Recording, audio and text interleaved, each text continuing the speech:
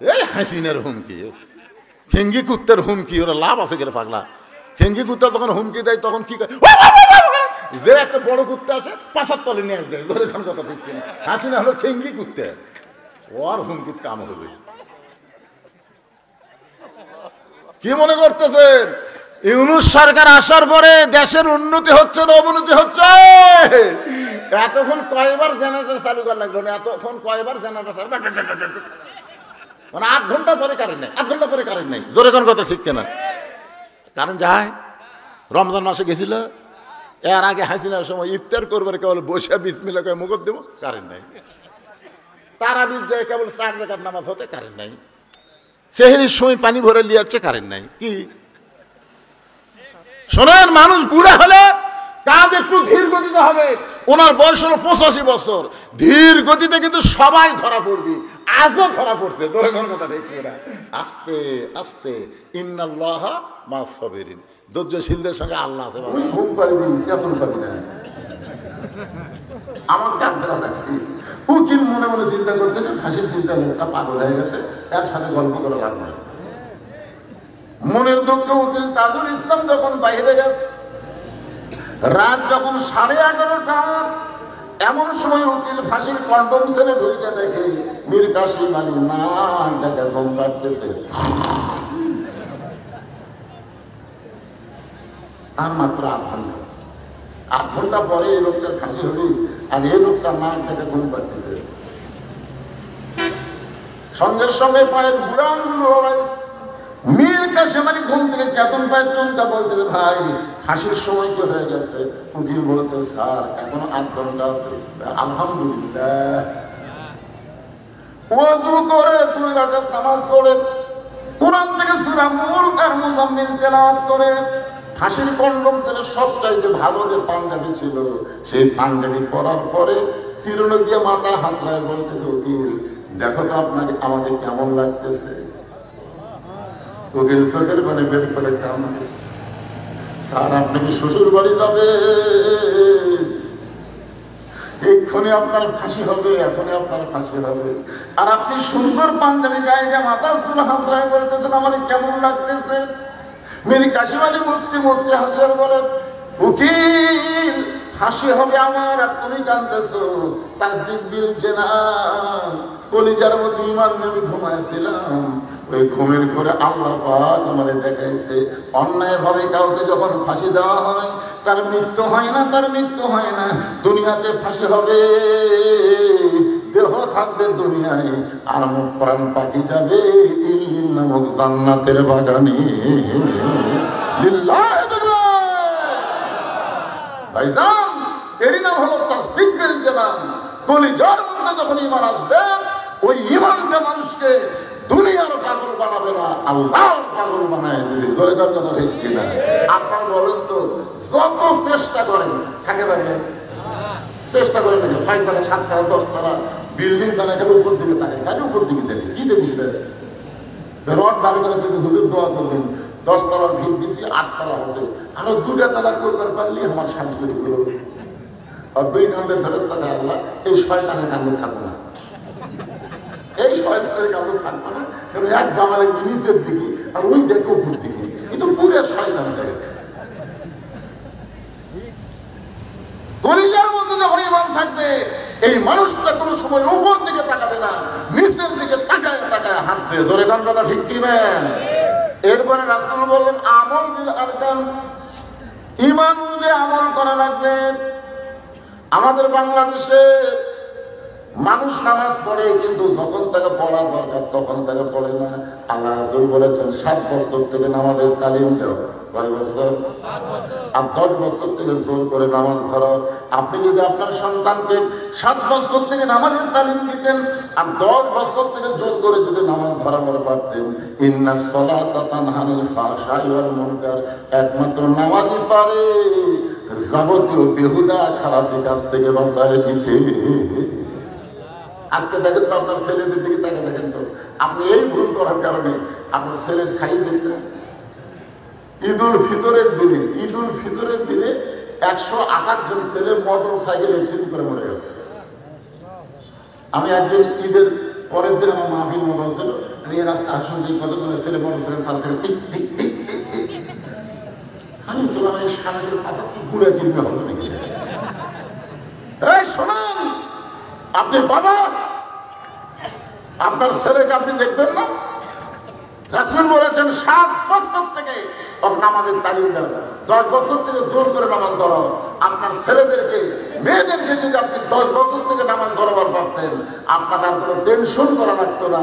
আল্লাহর কোরআনই বলেছে ইন্না সালাতা তানহা আনিল ফাহশাই ওয়াল মুনকার, একমাত্র নামাজই পারে মানুষকে যাবতীয় খারাপি থেকে বাঁচায় দিতে। আমল বিল আরকান, ঈমানের 1 নম্বর আমল হচ্ছে নামাজ পড়া।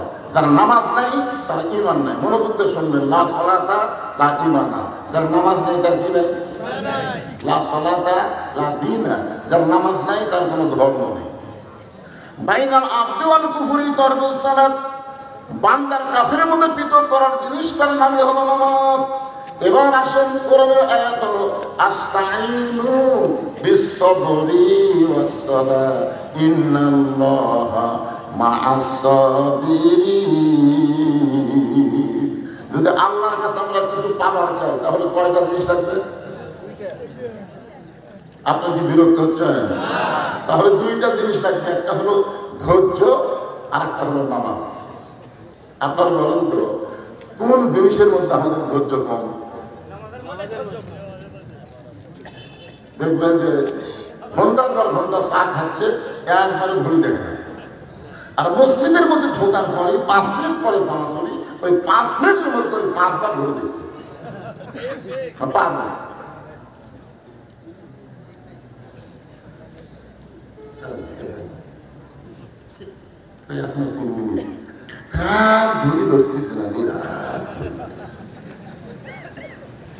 যেই লোকটা এত অস্থির, ওই লোকটাই মসজিদ থেকে বের হয়ে চাষ করে 1-1 ঘন্টা আড্ডা ঘুরে মারতেছে, একবারও ঘুরে দেখতেছে না।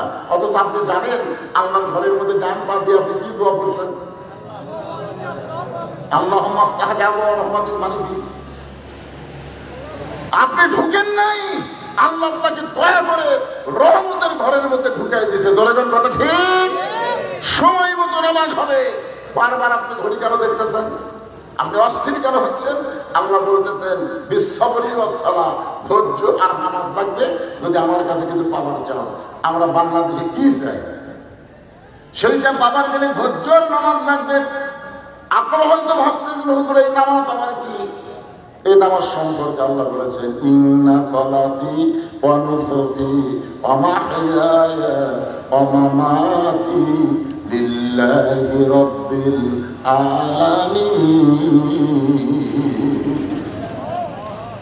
এশার নামাজ পড়ে হযরত আলী জানাইছে, আল্লাহ রাসূল বলেন আলী ইজলিস বসো। না হুজুর আমি আপনাকে একটা কথা বলবার চাই, এই জন্যই জানাইছি। রাসূল বলেন আলী তুমি আবার কি বলবার চাও? বলে হুজুর আপনি একদিন বলেছেন এই দুনিয়াতে 10 জন সাহাবীকে আল্লাহ জান্নাতের সার্টিফিকেট দিয়েছে। কয়জন? 10 জন সাহাবীকে, সব সাহাবীরাই জান্নাতি। বলে সব সাহাবীরা কি? রাদিয়াল্লাহু আনহুম ওয়া রাদু আন যালিকা লিমান খাশিয়া রাব্বাহ। তাদের পিছনে রাদিয়াল্লাহু তাআলা আছে। আল্লাহ রাসূল বলেছেন তাদের সবাইকে আল্লাহ বিনা হিসাবে জান্নাত দিয়ে দিবেন। কিন্তু আল্লাহর বিশ্বাস 10 জনের নাম আল্লাহ প্রকাশ করছে। 1 নম্বর আবু বকর, খেয়াল করবেন 1 নম্বর কে? 2 নম্বর ওমর, 3 নম্বর ওসমান, 4 নম্বর আলী, 6 নম্বর আব্দুর রহমান ইবনে আওফ, 7 নম্বর হলো জুবাইর, 6 নম্বর হলো জুবাইর, 7 নম্বর হচ্ছে তালহা, 8 নম্বর সাদ ইবনে আবি ওয়াক্কাস, 9 নম্বর আবু সাইদ, আর 10 নম্বর হলো উবাদা ইবনুল জাররাহ। এই 10 জন হলেন আশারে মুবাশশারা। কি বুঝলেন আশারে মুবাশশারা মানে কি? দুনিয়াতেই আল্লাহ তাদেরকে জান্নাতের সার্টিফিকেট দিয়েছে। আমি বলতেন হুজুর আমি একটা গোপন কথা বলবো, সেটা হলো আমি যদি আজ থেকে যদি ফজরের নামাজ না পড়ি, ফজরের নামাজ যদি আজ থেকে আমি না পড়ি, এরপরেও কি আল্লাহ জান্নাত দিবে? সমস্ত সাহাবীরা এখানে মোট কামড়াচ্ছে, মোট এত বড় সাহাবীকে আল্লাহ কে দিবে? আলী বলতেন হুজুর চিন্তা ভাবনা করে তখন আমার নাম যদি জান্নাতের সার্টিফিকেটের 4 নম্বরে থাকে, তাহলে আমি যদি ফজর না পড়ি এরপরেও কি আল্লাহ জান্নাত দিবে? আল্লাহ রাসূল কিছুক্ষণ পরে বললেন, আলী শুধু ফজর না, তুমি যদি সমস্ত নামাজ বাদ দাও এরপরও আল্লাহ তোমাকে জান্নাত দিবে।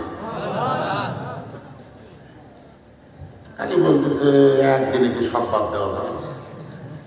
এতদিনের অভ্যাস, একদিনে সব বাদ দেওয়া যায়? ফজর নামাজ পড়তে আমার একটু বিরক্ত লাগে। আর আমি ঘুম ভাঙ্গা সালাত কারণ শোনার সাথে গান বিরক্ত লাগে। এই জন্যে আজ থেকে আমি ফজর পড়বো না। আল্লাহ রাসূল বললেন, ঠিক আছে, না পড়লেও আল্লাহ তোমাকে জান্নাত দিবে। এই কথা বলে হযরত আলী যখন মসজিদ থেকে বের হয়ে গেছে, এমন সময় আবু বকর রাসূলের কাছে গিয়ে বলতেছে, হুজুর আর কান সারা দেখে ফল মেরে ফেললেন না, এত বড় একটা খারাপ কথা বললো যে আজ থেকে ফল নাচ করবো না। রাসূল বললেন, আবু বকর তোমার কানটা আমার মুখের কাছে দাও, আমি আসল কথা বলি। আবু বকর রাদিয়াল্লাহু যখন নবীর মুখের কাছে কান দিয়েছে, নবী ফিসফিস করে বলতেছে, নামাজ যদি জান্নাতের জন্য হয় তাহলে আলী নামাজ বাদ দিবে, আর নামাজ যদি আল্লাহর জন্য হয়, আমি রাসূল বলতেছি গোটা দুনিয়া বাদ দিলেও আলী একত্ব নামাজ বাদ দিবে না। এখন তুমি বলো আবু বকর, নামাজ কি জান্নাতের জন্য না আল্লাহর জন্য? তো বলতেছে আল্লাহর জন্য। তা আলী কি বলছে, নামাজ না পড়লেও যদি জান্নাতে যাওয়া যায় পড়বো না। হযরত আলী তাড়াতাড়ি বাড়ির দরজায় গিয়ে ডাক দিলেন, হাসান হোসেনের মা, রে নবীর মেয়ে ফাতেমা। সঙ্গে সঙ্গে ফাতেমা দরজা খুলে চমকে গিয়ে বলতেছে, আসসালামু আলাইকুম। আমি বলতেছি, আমার মনে নাই রে। কি মনে নাই? কিন্তু আল্লাহ রাসূল বলেছেন যে তোমরা পুরুষ মানুষ কোন জায়গা থেকে যখন আসবে, বাড়িতে এসে সর্বোত্তম তোমরা সালাম দিবে, আসসালামু আলাইকুম ইয়া আহলাল বাইত। সালাম দেওয়ার সঙ্গে সঙ্গে ওই বাড়ির উপরে আল্লাহর অবারিত রহমত বর্ষণ হবে। সুবহানাল্লাহ বলে হবে না? আপনারা কি দরজার সালাম দেন? যে স্বামী স্ত্রীর মধ্যে সালামের আদান প্রদান আছে, ওই স্বামী স্ত্রী কোনোদিন তালাক হবে না। যে স্বামী বউরে সালাম দেয়, বউ স্বামীরে সালাম দেয়, ওই স্বামীর বাপ মায়ের বিরুদ্ধে কোনোদিন বউ কথা বলবে না, কোনোদিন কথা বলবে না। কিন্তু আমাদের সালাম কালাম নাই, তাহলে বউ তাহলে কানের মধ্যে বিষ ঢুকে দেয়, তোমার মা ভালো না, তোমার বাপ ভালো না।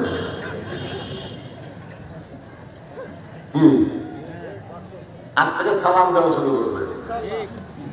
ফাতেমা বলতেছে, আসসালামু আলাইকুম। আলী বলতেছে, মনে নেই। ফাতেমা বলতেছে, সারা জীবন আপনি দরজার সামনে সালাম দেন, আর আমাদের সালাম বাদ দেওয়ার কারণ কি? আলী মনে মনে ভাবতেছে, একবার সাথে ফজর নামাজ বাদ দেওয়ার চাষি, তাই বলে কেন সালাম আল্লাহ কেন বলে? হযরত আলী ফাতেমাকে বুকের মধ্যে নিয়ে বলে, ফাতেমা,